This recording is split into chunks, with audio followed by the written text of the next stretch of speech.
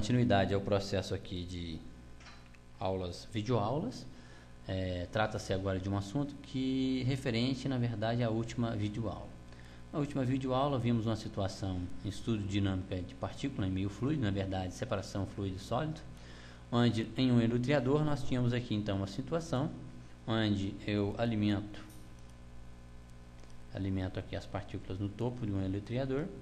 Essas partículas possuem uma distribuição de tamanho que segue essa distribuição aqui, não é?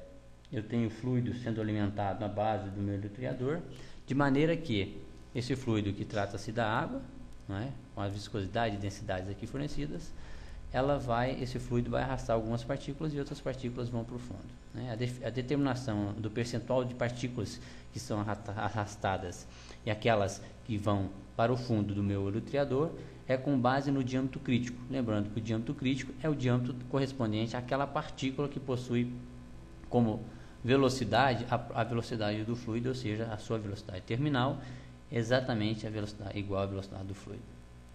Partículas maiores que essas, elas são, vamos supor, elas vão para o fundo, né? E as menores são arrastadas. Então eu fiz a solução desse problema utilizando então aí as relações de CD sobre Reynolds, já que eu tenho uma situação onde eu conheço VT e devo obter dP.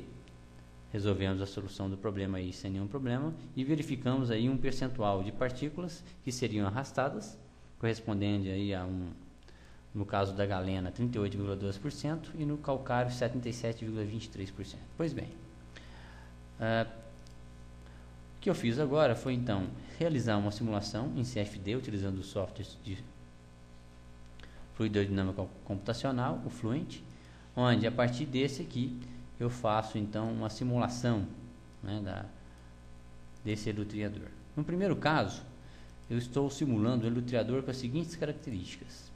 Eu tenho aqui então o perfil de velocidade no interior dele, que corresponde a uma alimentação de 0,5 cm por segundo na base do meu enutriador, que corresponde exatamente àquela condição estabelecida pelo problema resolvido em sala de aula e correspondente à última videoaula.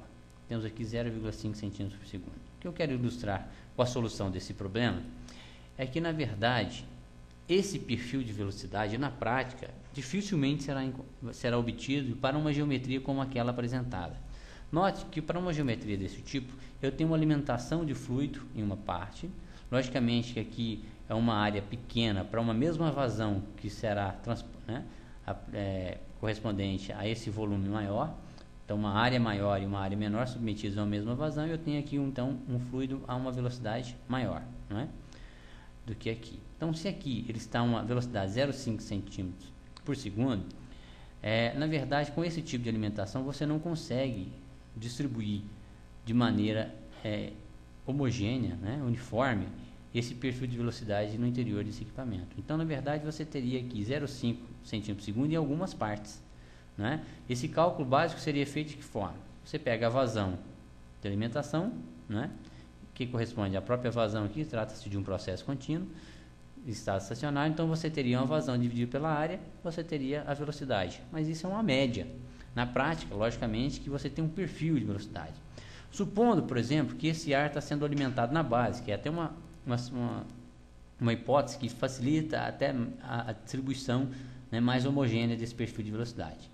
Minimizaria o efeito de estar sendo alimentado na lateral. E mesmo assim, nós verificamos o seguinte, que alimentando uma velocidade constante na base, em todos os pontos que compõem a minha base, né, infinitésimos aqui, eu vou verificar, como eu tenho uma região pequena de saída no topo, né, o restante correspondente à parede, eu tenho um perfil de velocidade totalmente aqui, distinto de um perfil uniforme. Lógico, eu tenho regiões aqui com baixa velocidade, né, regiões de recirculação, uma velocidade baixa, aqui uma outra região com uma velocidade maior do que a anterior, mas também baixa, aqui uma outra região, outro perfil de velocidade, e assim até que nessa região tem uma aceleração.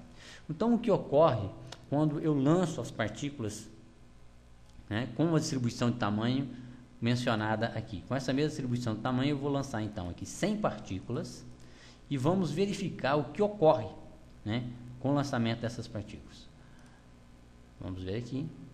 Então aqui está o caminho dessas partículas. Se eu lançar 100 partículas não é? Aí com 10 tamanhos diferentes, que esses tamanhos são os tamanhos correspondentes aqui a essa distribuição, lembrando, né? Então eu tenho uma distribuição de tamanho. Nessa distribuição de tamanho, foi lançadas essas partículas que representadas aqui por essas linhas, que são na verdade o caminho, né? E aqui são o tempo de resistência que elas têm, dessas partículas aqui no interior desse equipamento. Pois bem, para ilustrar um pouco melhor esse efeito, vamos fazer um lançamento aqui dessas partículas de uma forma diferente. Notem então aí que seria o caminho, né, percorrido por essas partículas. Por que existem caminhos distintos? Por que algumas tendem a ir, né, um caminho mais próximo, outras diferentes? Simples, né? Partículas de tamanhos diferentes. Então justifica algumas serem arrastadas, outras não. Por que algumas são arrastadas numa posição distinta da outra? Relacionado também ao tamanho da partícula. Lembrando que são todas partículas aqui, nesse caso, de calcário, tá? Com a densidade estabelecida no problema de 2.700 kg por metro cúbico, esfericidade de 0,62, assim como está no problema. Verificamos as partículas maiores, elas vão para o fundo, as menores são arrastadas. Esse caminho, quanto dessas partículas estão sendo coletadas no fundo? Algumas partículas estão muito próximas da condição de velocidade terminal, como é o caso dessas partículas aqui, olha só. Elas têm uma velocidade de arraste bem menor, né? Quer dizer que ela está quase no limite. Essa aqui também caiu quase no limite. Então, são partículas que provavelmente estão próximas do diâmetro crítico. O caminho delas tem muito a ver com o perfil de velocidade também e com o tamanho delas. Se eu verifico aqui, ao final desse processo, né, aqui nessa simulação em CFD, eu contabilizo quantas partículas saíram no topo, quantas saíram na base. Eu vou verificar que isso corresponde, na verdade, a um total de, vamos verificar aqui, na verdade dá um total de 69 partículas, na verdade, que saem pelo topo, e 31 vão para a base, ou seja, para o fundo. Significa dizer que eu tenho, então, na verdade, diferente daquilo que nós encontramos em sala de aula, na solução básica que nós aprendemos aqui, nós encontramos aqui um valor de 77% sendo arrastado de calcário. Ali na simulação deu 69%. De onde vem essa diferença? Essa diferença, ela é fruto, antes de mais nada, desses perfis de velocidade. Tanto isso é verdade que, vamos imaginar uma segunda situação. Vamos agora tornar o mais próximo possível daquilo que foi resolvido em sala de aula. Foi resolvido em sala de aula essa situação em que a gente trabalha com valor médio, que é considerar, na verdade, que o perfil de velocidade é 0,5 cm por segundo, independente da posição, é uma média, né? Uma velocidade média no interior do equipamento. Seria, então, o mais próximo disso se todas o interior desse equipamento tivesse uma velocidade de 0,5 m por segundo. Então, o que eu fiz? Eu simulei uma situação onde a base e o topo são abertos. E eu alimento, então, um perfil de velocidade aqui. 0,5 na base. 0,5 na base, né? Vamos abrir aqui, então, uma situação em que eu alimento uma velocidade de 0,5 cm por segundo uniforme na base. E o perfil de velocidade que eu vou encontrar para essa situação é desse tipo. Então, isso é o mais próximo de uma situação ideal, né? Quer dizer, eu tenho um perfil 0,5 cm na base, logicamente tende a ser um perfil parabólico ao longo do escoamento. Por quê? Simples, né? Um perfil aqui em regime laminar. Aqui nós percebemos uma velocidade na parede. Podemos verificar aqui, ó, na parede, eu tenho um perfil de velocidade aqui próximo de zero, né? Velocidades próximas de zero na parede. Vou aumentando até gerar esse perfil praticamente parabólico. Isso aqui é uma condição mais próxima daquela média adotada na solução do problema em sala de aula. Vamos ver então o que acontece quando eu resolvo lançar essas partículas aqui com essa distribuição de tamanho, né, respeitando o modelo RRB. Esse programa ele permite a gente lançar esses parâmetros, né, e fazer aqui a simulação. Pois bem, o que aconteceria então para essa situação? Vamos perceber aqui o caminho dessas partículas. Primeiro momento, então, eu teria esse caminho aí. Não dá para perceber bem? Então, vamos ampliar e vamos colocar a função pulso, que dá para a gente acompanhar como se fossem as partículas menos caminhando ali dentro. Né? Vamos, então, lançar essas partículas aqui, na opção pulso. Percebam agora, com muita atenção, no início desse lançamento dessas partículas, né, nesse processo aqui, olha. Boa parte das partículas estão saindo por cima. Tá? Boa parte dessas partículas saíram já de cara ali em cima. E outras partículas, o que? Elas estão caindo. Aqui eu lancei uma quantidade grande de partículas, foram acho que 200 partículas lançadas. As partículas que estão caindo são as partículas com maior diâmetro. Aquelas que caem com a maior velocidade são que possuem maior diâmetro. E também tem a ver com a posição delas, né? Aqui esse efeito é menor, porque o perfil é mais próximo de um perfil que é daquele usado em sala de aula na simulação. Então, se eu verifico agora o cálculo aqui da quantidade de partículas que foram para o fundo e aquelas que subiram, eu verifico que 80% das partículas naquela fase inicial já foram arrastadas, porque o lançamento se deu aqui e 80% dessas partículas tinham um diâmetro menor do que o crítico. Então, como o perfil aqui em cima quase todo ele é 0,5 centímetro por segundo, próximo disso, essas partículas já foram arrastadas aqui, já no momento que foram lançadas. E aquelas partículas com diâmetro maior do que o crítico foram para o fundo. Isso fez com que eu tivesse uma quantidade de partículas lançadas de 240 e 48, né, elas saíram no fundo e 192 no topo. O que corresponde aí, na verdade, o que? Corresponde a 80%. Então, 80% das partículas foram arrastadas. Muito próximo daquele valor calculado em sala de aula, né? Ou seja, a aproximação maior, né, no segundo caso, daquela condição média de 0,5 centímetro por segundo. Então, para que serve toda essa discussão? Essa discussão é para ilustrar uma coisa importante, que é, a maior parte dos trabalhos, dos cálculos, nós nos baseamos em médias, valores médios, né?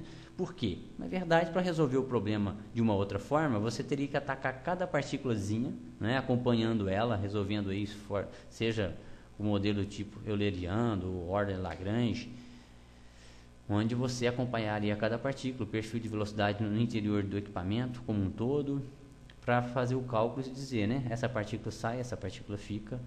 Então isso é muito complexo. A gente trabalha então, na verdade, com valores médios, e isso nos dá uma aproximação muito boa, né? Apesar de que em algumas situações isso pode estar mais distante. Essas situações em que isso está mais distante do valor médio, o que nós temos que fazer é aproximar a condição dele da condição média. Por exemplo, naquela primeira situação em que eu mostrei o perfil de velocidade no interior do meu equipamento, que o perfil tinha regiões de zona morta, aqui praticamente recirculação de ar, né? Vários perfis de velocidade, o que eu tenho que fazer? Eu tenho que distribuir esse ar aqui dentro de maneira que ele seja o mais uniforme possível, para estar mais próximo possível daquele valor que eu usei como uma média. E isso vai melhorar, né, a eficiência do equipamento para aquilo que eu estava pretendendo projetá-lo, na separação de uma partícula de diâmetro crítico e assim por diante. Então, ajustes geralmente são necessários, né, nessa unidade, em fase de após o projeto mesmo, na fase de startup, quando você vai trabalhar com ela. E é sempre importante lembrar da questão da fluidodinâmica, do escoamento no interior, que você aprende às vezes muitas situações trabalhar com valores médios e que na verdade em algumas situações uma curva, uma restrição e coisas desse tipo, um gargalo aqui, uma região de recirculação, uma zona morta, uma região de aceleração, isso tudo pode estar alterando a dinâmica no interior do equipamento e em função disso você não está tendo a eficiência que gostaria. Então você tem que pensar muito em como aproximar esse equipamento daquela condição ideal que você imaginou estar projetando, não é? Fazendo algumas modificações, como distribuir o ar de forma mais uniforme ou a água aqui nesse caso. Pois bem, esse foi o resumo dessa aula que eu espero que tenha contribuído aí para o entendimento desse assunto.